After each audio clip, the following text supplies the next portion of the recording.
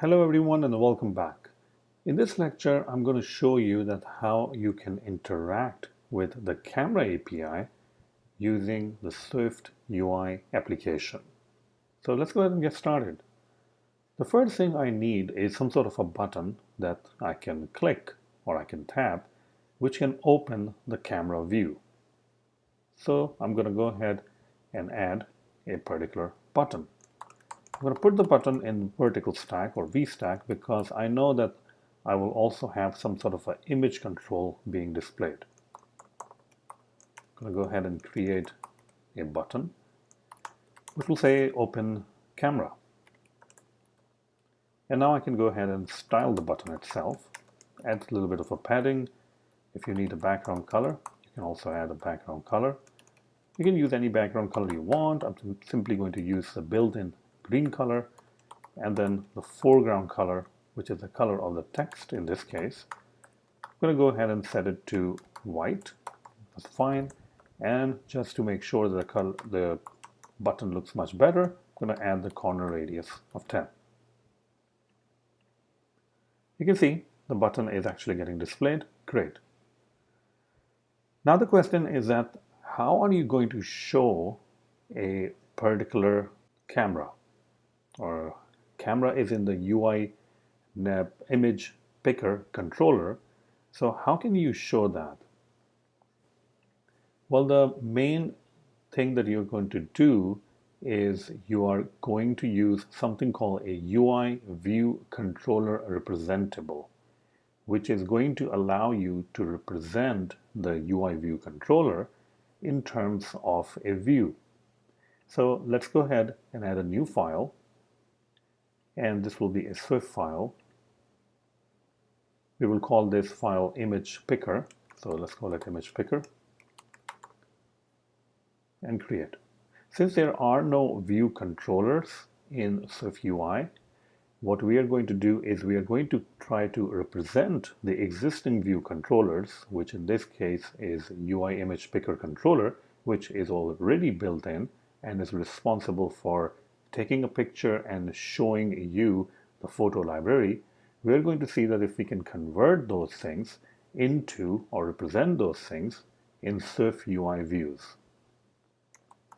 So let's go ahead and add SwiftUI. Now there is quite a bit of code that we'll have to write to make it to work. So the first thing I'm going to import or first thing I'm going to create is image picker. And image picker will be using a protocol which is called the UIViewControllerRepresentable. This means that the image picker is going to represent a particular UIViewController. In our case, that UIViewController will be the UIImagePickerController. Now, the UIImageControllerRepresentable allows you to implement a couple of different functions that you need to type in. The first one is the make coordinator, which means who is coordinating all of this effort of creating the image picker controller and coordinating with the update and all those kind of things. We don't have any controller right now, our own custom controller, that can coordinate those kind of events. But don't worry, we're going to create it.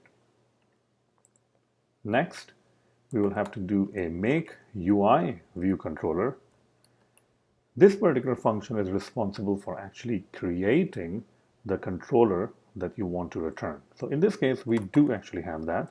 We can say picker equals to UI image picker controller, which is already built in to iOS. Then we're going to say picker.delegate equals to context.coordinator. And then we will return the picker. So in this case, we are actually returning the image picker controller. I'm going to replace the return type to say that this is the UI image picker controller. UI image picker. Make sure that there's only one I over here. And controller. Great. But obviously we don't really have anything which is a coordinator. We have to build that. And the final thing that you need to create is something called the update UI view controller. Since we're not really doing or assigning the view controller, we'll simply leave it blank, and that's fine. But we do have to implement and create our image picker coordinator. The job of the coordinator is simple: to coordinate the events of the UI image picker controller. In this case, because we are making a UI view controller which is of type UI image picker controller. So let's go ahead and create a class. I will create a class. It will be called image picker coordinator. It will be using the NS object. It will be using the UI navigation controller delegate, and it will also be using a UI image picker controller delegate. There we go. Now, in order to make this, we will have to create the initializer. We also have to override some of the delegate functions of image picker controller delegate, which in this case is did finish picking media with info. And we also need to use the cancel, which means that if you say that you just want to cancel, you don't want to pick any image, that's fine too. Now, the image picker coordinator is going to depend on two different binding values, which is shown and the image, which is the final image that has been selected.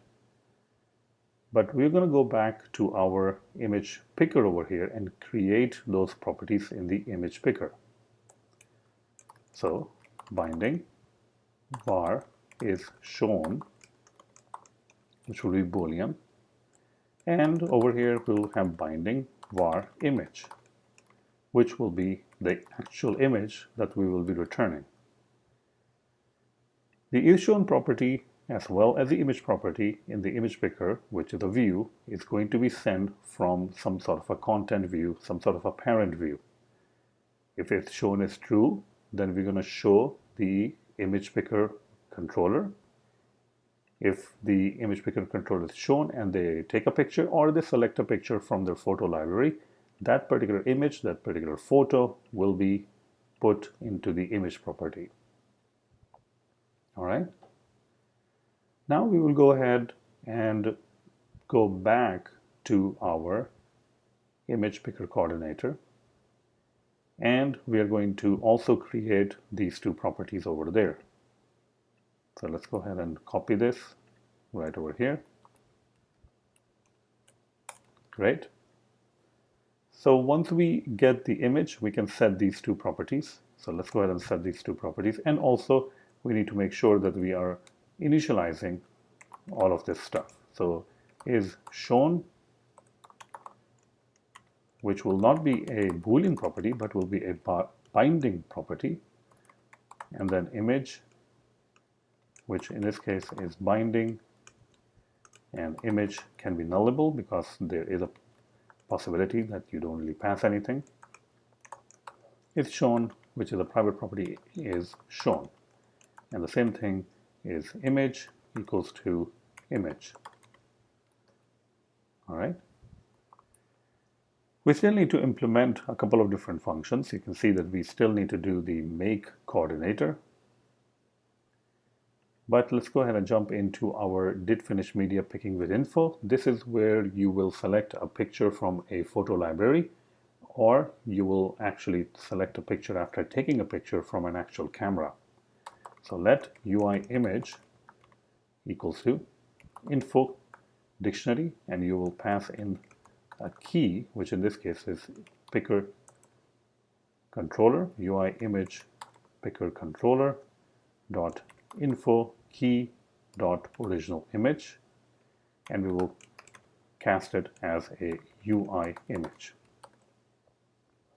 Then we will use the image property, which we have declared on line number 15, equals to, we're going to create an image based on the UI image that we have received, and we are simply going to pass in the UI image, and then we will say is shown equals to false, which is basically saying that we got the image, now you can close the UIImagePickerController.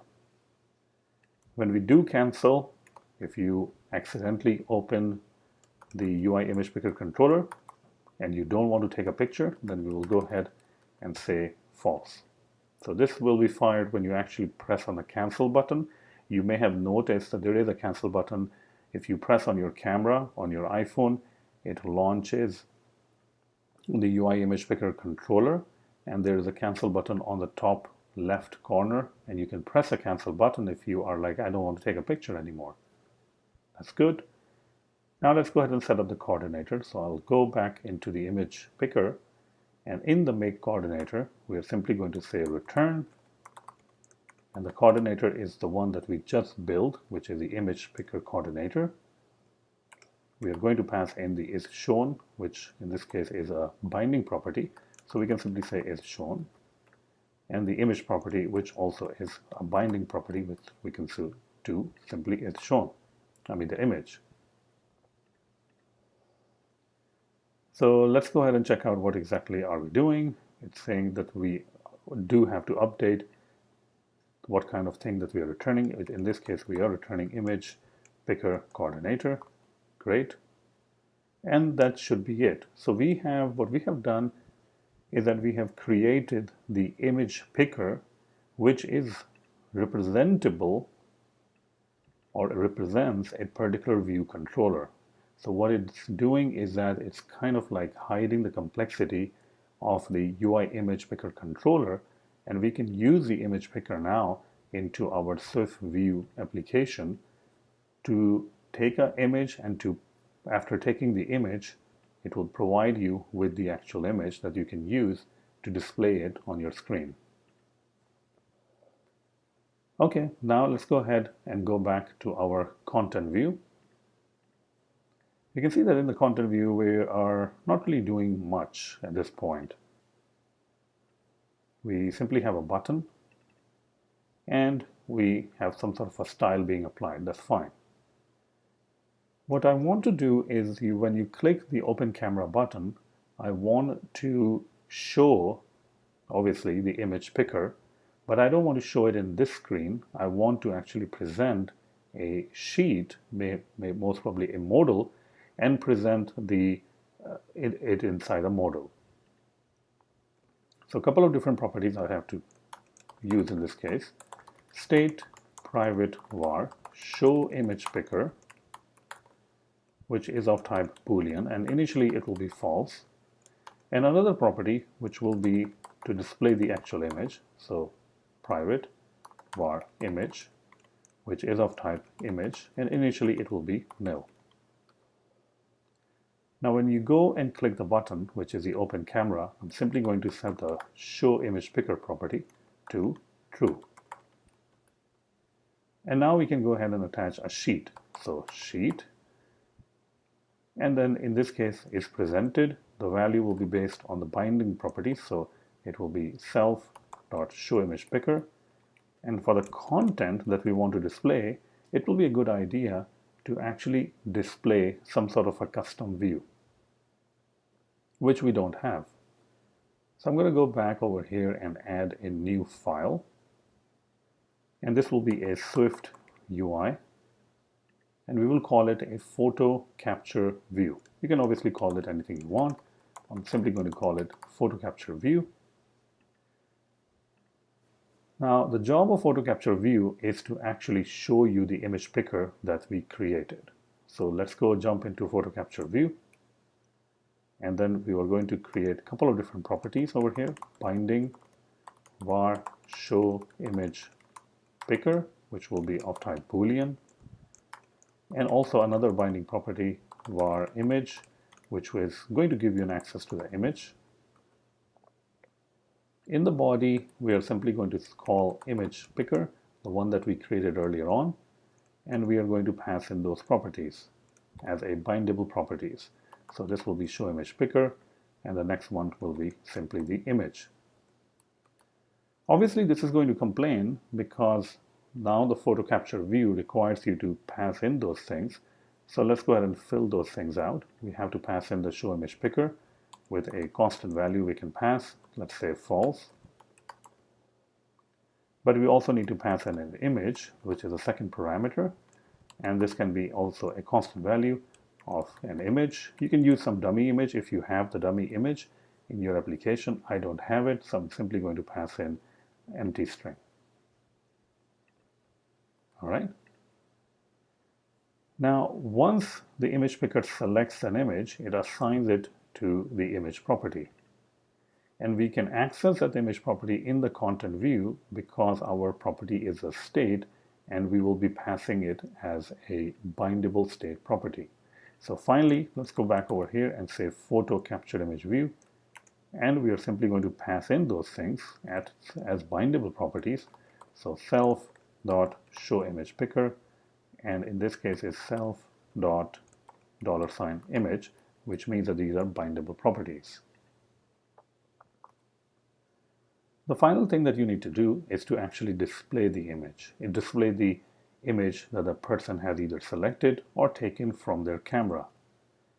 We already have the image property or image view declared on line number 14, so we can actually go ahead and start using it. So image.resizable.scaled to fit.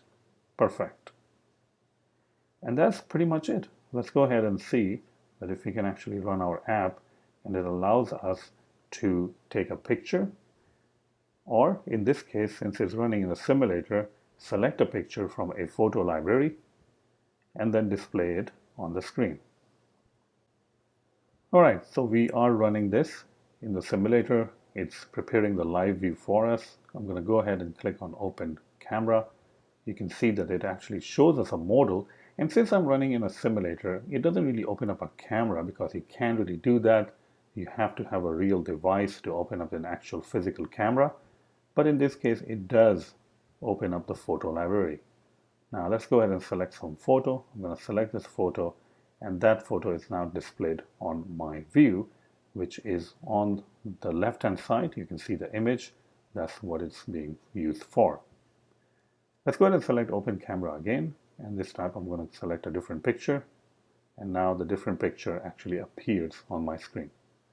So what we have done over here is that we have taken the UIImagePickerController and we have exposed that in a form of a UIViewControllerRepresentable using our image picker structure. So this is great because there are so many other different view controllers that you can actually represent in SwiftUI. And if you want to do that, you always have to make sure that you are using the UIViewControllerRepresentable, because that will allow you to represent that particular view controller in SwiftUI as a particular view. So there you have it. This is how you can integrate your camera with your SwiftUI applications. If you want to learn more about SwiftUI and how to create applications using SwiftUI framework, then check out my Udemy course, SwiftUI Declarative Interfaces for Any Apple Device. This is close to a 9-hour course, and I keep on adding new content as I learn more things about SwiftUI. And you can see that this is the highest rated course on Udemy with more than 700 students enrolled right now. The course begins with explaining to you what exactly is SwiftUI, how you can create simple views, but then dive into building list and navigation, and also state and binding. Then it jumps into the MVVM design pattern, which is the preferred design pattern to use when you are building your SwiftUI applications. It also allows you to integrate web APIs with MVVM framework. Later on, we're going to dive into gestures, property wrappers, forms, models, core data integration, as well as core ML integration. Yes, you can actually integrate core data with SwiftUI, and I will show you how you can do that. Now, the best way to get this course is check out the YouTube description, and you will find a link to a coupon that will take you to this course, and you can enroll in this course. Now, there are other links to the other courses also if you are interested in blockchain or augmented reality or MVVM, which is very important. Then you can also find these coupons in the YouTube description. But please use those coupons that I have posted in the YouTube description. That will really help me and it will give you the best deal possible. Thank you so much for watching this video and for your continuous support. And if you do have any questions, please let me know. Thank you.